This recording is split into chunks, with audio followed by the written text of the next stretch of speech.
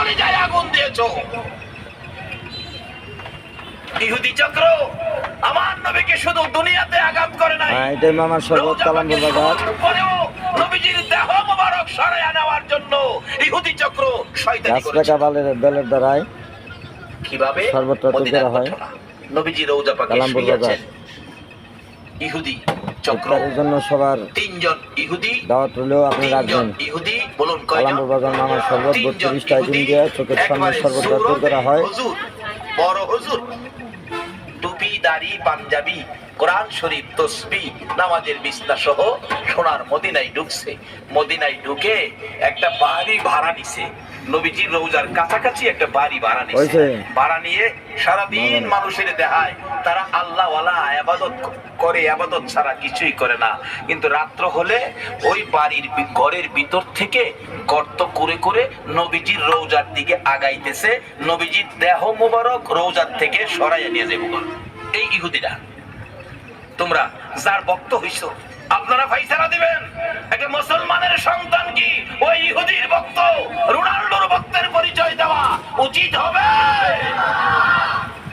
মাটি করতে করতে করতে করতে সারা রাত ঘুমায় না, মাটি করে মাটি কাছে বিছে রাখে না, অনেক দূরে নিয়ে পাহাড়ের নিচে ফেলায় দেয়,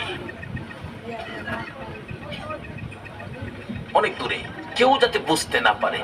অনেক দিন মাটি করার পর নবীজির রওজা পাকের কাছাকাছি চলে গেছে। আর যদি একটা দিন করতে পারে নবীজির পাও মোবারক বাহির করে ফেলবে। তখনকার সময়ের বাদশাহ জঙ্গি নুরুদ্দিন, ওই এলাকার শাসনের ভার তার হাতে ছিল। নবীজি স্বপ্ন যুগে এই তিনজন লোককে দেখাইয়া বলতেছে, ও বাদশাহ জঙ্গি নুরুদ্দিন, এই তিনটা লোক ইহুদি, তিনটা লোক ইহুদি, তারা এইভাবে মাটি দিয়ে চক্রান্ত করে গর্ত করে আসতেছে আমাকে সরাইয়া নেওয়ার জন্য। তুমি উঠে বসে গেলেন, নবীজি আবার ডাক দিলেন, কারণ কালকে সারাদিন সারা রাত মাটি করলে আমার বের করে ফেলবে। জঙ্গি নুরুদ্দিন ঘুমিয়ে গেছো, আমি ডাকলাম শুনলা না? এই তিনটা শয়তান, তিনটা দুশ্মন আমাকে সরিয়ে নেওয়ার জন্য মাটির নিচ দিয়ে গর্ত করে আসতেছে, তুমি তাদেরকে থামাও। নুরুদ্দিন উঠে বসে কিছুক্ষণ চিন্তা করলেন, রাত্র গভীর, কি দেখলাম, আবার শুয়ে গেছে। তিনবারের মাথায় রাসূল একটু কষ্ট মনে বলছে, নুরুদ্দিন আমার কথাটা শুনলা না? তুমি আর শুইতে পারবে না, বিছানায় পিঠ লাগাইতে পারবে না, তুমি মদিনায় যাও।